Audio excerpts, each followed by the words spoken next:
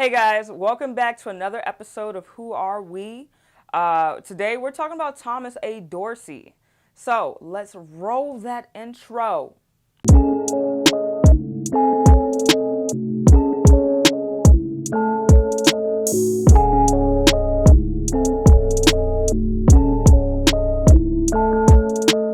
All right, so before we get started, make sure to check out my merch store at catriceroofsproductions.com. You can use the discount code or promo code CRP for free shipping. All right, now we're done. Let's go. All right, so Thomas A. Dorsey, born in Villa Rocca, Georgia on July 1st, 1899. So happy birthday, happy heavenly birthday to Thomas A. Dorsey. You know, I know you're up there making some remarkable gospel music as usual, so happy birthday to you. He's known as the father of gospel music. He revolutionized sacred church music and ushered in a new genre called gospel music. Like literally, before Thomas A. Dorsey, you only had two types of gospel music or Christian music, because it wasn't even called gospel, So you had two types of Christian music. Either you had the chants that I didn't even notice that a lot of African American churches adopted this from European churches, and they called this classical whatever gospel music, where it's more of like chants, and it almost sounds like a Freemasonic type of thing, where it's like, and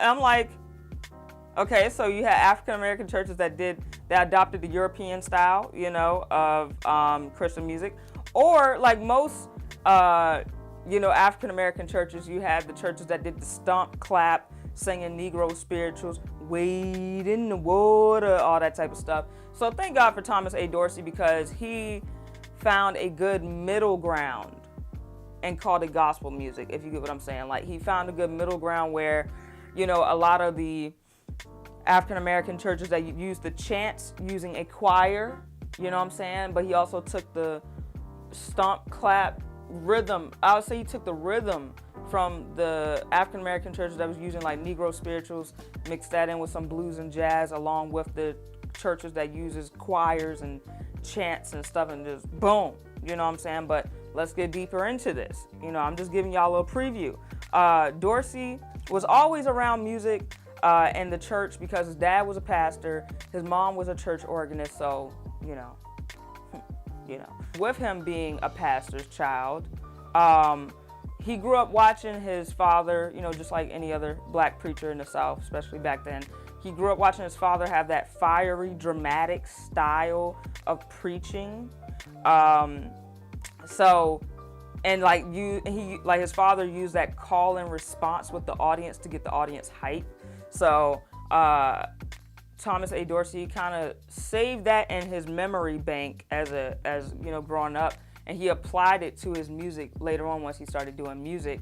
And it's something how, Chuck Brown, he also used that style of call and response, because I'll tell you this, preachers, they really study this thing. There's a real thing, like, where if they want to get the crowd hype, the audience hype, they got two ways of doing it. Either you do the call and response, which is like, God is good, and the audience say all the time, God is good all the time. Best believe some black person's going to get emotional, because how black people are very emotional. Somebody's going to get emotional, start standing up saying, amen, yes, something like that.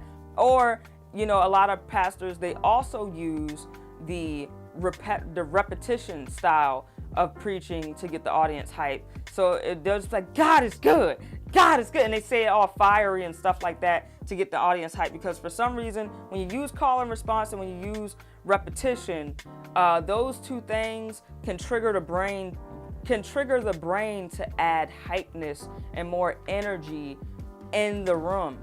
So if you're a musician, you may want to try that out, see what happens. By the age of 8, Dorsey learned to play the organ from his mother.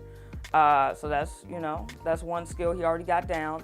And then as he got older, he learned how to play jazz and blues on the piano by going to the nightclubs in Atlanta. And a lot of these well-known jazz and blues musicians really took out time with him and just taught him, how to play jazz and blues on the piano. He had it down. But eventually in order for him to make a living off of music, he had to move to Chicago. So he moved from Georgia to Chicago.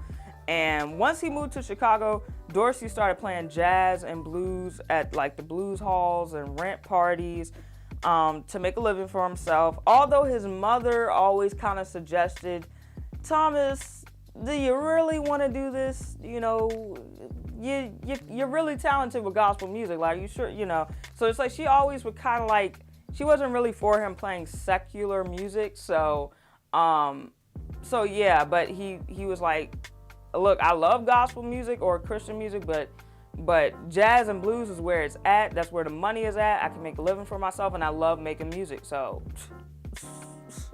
you know, so he was like, I'm gonna just keep on doing jazz and blues. In the 1920s, everything was going great for Dorsey. He was on the go performing jazz and blues everywhere, creating new songs almost every day. That was until he all of a sudden wasn't able to write new songs and, you know, stuff like that. Pretty much, and play at gigs because he couldn't make new songs. So pretty much Dorsey suffered from a physical, mental, and creative burnout, pretty much, you know, or writer's block, whatever you want to call it. All of us musicians know how that feels. It is a terrible feeling when you cannot create because, like, you're always on the go, and eventually you burn yourself out and you need like some time to rest, observe things around you, you know, like listen to other people's music, get some variety in you to build back up that creative energy again. But anyways, his mother came to Chicago and nursed him back to health. And during the time while his mother was nursing him back to health, she kept on saying, Thomas, honey, do you want to like maybe do some gospel music? Like, I really do think you're meant to do gospel music. Like, you know, get away from the secular music. And he was like, nah, I'm good. Yeah, I'm fine. And as soon as he got back better, he went back to doing jazz and blues music. I mean, who doesn't like doing jazz and blues music? It sounds good. It's fun. You make money from it, especially during that time. What? But nowadays, gospel musicians, they just as well up there as jazz and blues musicians are now, you know. But back then, you know, you wasn't gonna make any money from it. You know, you had to do it because you really love it. And still to this day, if you want to make effective music, you still have to do it because you love it, not for the money, not for the attention. You do it because you love it and you're using it as a creative release. You know what I'm saying? So anyways, eventually Dorsey experienced a supernatural experience. So his sister-in-law took him to this church, and she was like, I'm gonna get you right, because you need to be in church and all that. So she like dragged him out of the house and took him to this church, and a pastor pulled a snake out of his mouth. How we know that snake was in Dorsey's mouth? The pastor probably took that thing from behind the pulpit and was like, oh, we got a snake out of, I don't know. But anyways, you know, it was a supernatural experience to Dorsey because a pastor pulled a snake out of his mouth and told him, you're meant to do more than just do jazz and blues music. Like, you're so much more than that. You got to be doing gospel music. God, you have a calling to do gospel music and stuff like that.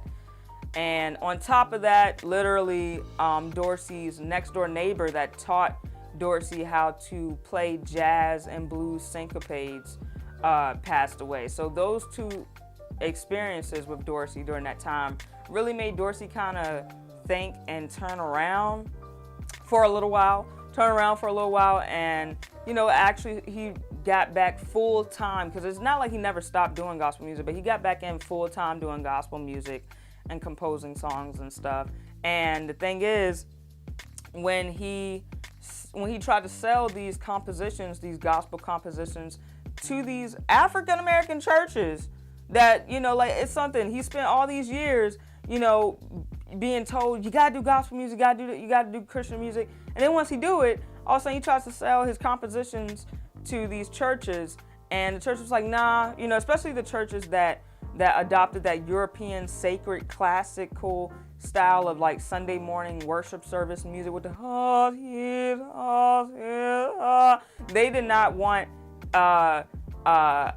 Thomas A. Dorsey's music. They was like, no, it has too much jazz and blues rhythm in it for us to buy it from you. And it didn't reflect, and a lot of people at those churches said it didn't reflect the class and culture of the preacher, of like the preachers, and promote their conservative, and like in their conservative churches or whatever. And so eventually this is what made Dorsey go back to doing jazz and blues. He was like, well, I tried. No one wants my music. I have got to make a living for myself, and I love making gospel music. I love making music in general, but I still got to make a living for myself at the same time. So he went back to composing secular music, or at the time, jazz and blues music, you know. However, in 1932, tragedy struck Dorsey's family when his wife and his son died in childbirth. Like, he got the news when he was in Indianapolis organizing a choir, and he got the news there, and he immediately turned to the piano for comfort.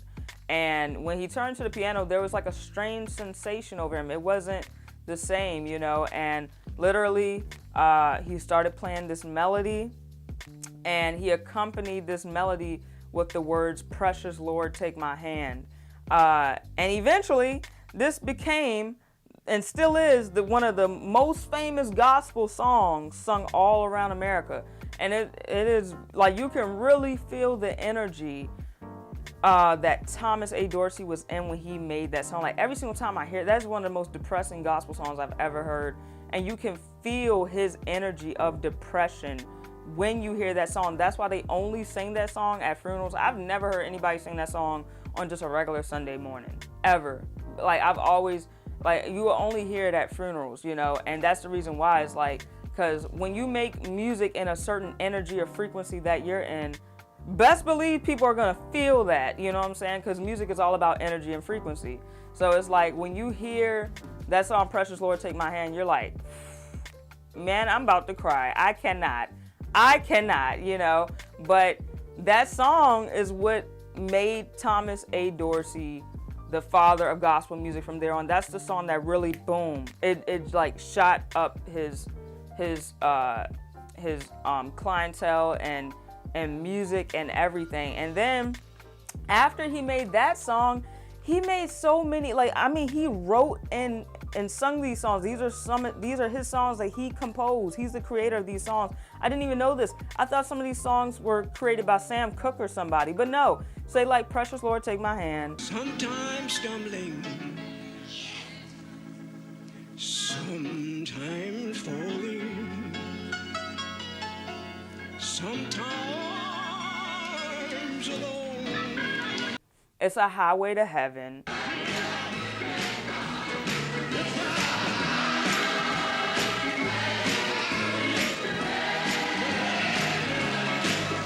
If you see my Savior. If you see my Savior, tell him that you saw me.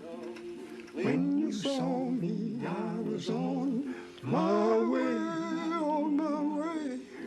The Lord will make a way somehow. I'll tell it wherever I go. There'll be peace in the valley. There will be peace in the valley for me.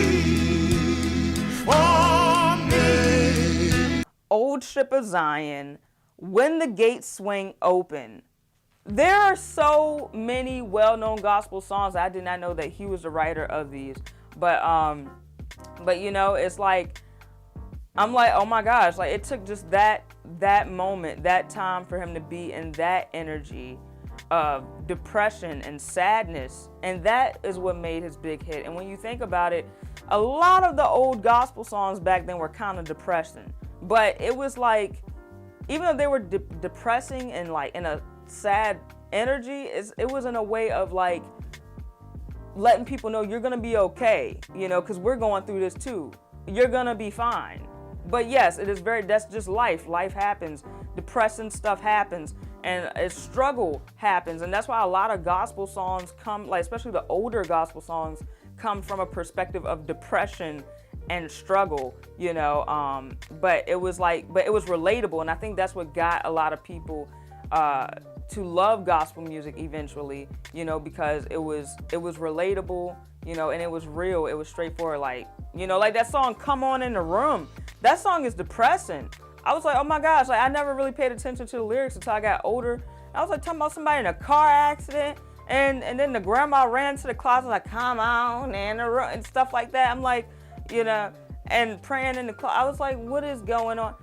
But the way how they deliver it, the way how, like, Thomas A. Dorsey didn't write the song, but I'm just saying, like, say like people like Thomas A. Dorsey and Thomas A. Dorsey himself, the way how they deliver these songs, they deliver it in a very dramatic, theatrical style to get your attention and get you kind of hype a little bit. But when you listen to the lyrics, you're like, wow, this is very sad. Wow. But that's Thomas A. Dorsey, and his life. I mean, like, you could really make a movie out of his life because, he had literally his life is the definition of ups and downs and ups again, he had a really big down. Like, he had a really big up when he moved up to Chicago and was doing all this jazz and blues music. And then he had a really big down when, his wife and son passed away. And then he had a really big up for pretty much the rest of his life, making gospel music that would inspire so many people, and touch so many lives, So, hey, I mean, and he created a whole new genre of music called gospel music, So, like I said, shout out to Thomas A. Dorsey. Happy birthday to Thomas A. Dorsey. Happy heavenly birthday to him. And man, it just really shows you, like, you don't have to make music that's always hype and happy and jolly. You can make some depressing music and it's gonna touch somebody in a positive way. It just depends on where you're coming from with it, That's something that you can learn from Thomas A. Dorsey. You can make a variety of music, But thank you, Thomas A. Dorsey, for creating gospel music and adding some more rhythm and, energy up in there, So I'll see you guys in the next Who Are We episode. Again, make sure to go and check out my store. Use the discount code CRP for free shipping. Go to Catrice Roots Productions if you want some Who Are We merch. And I am out of here. Peace.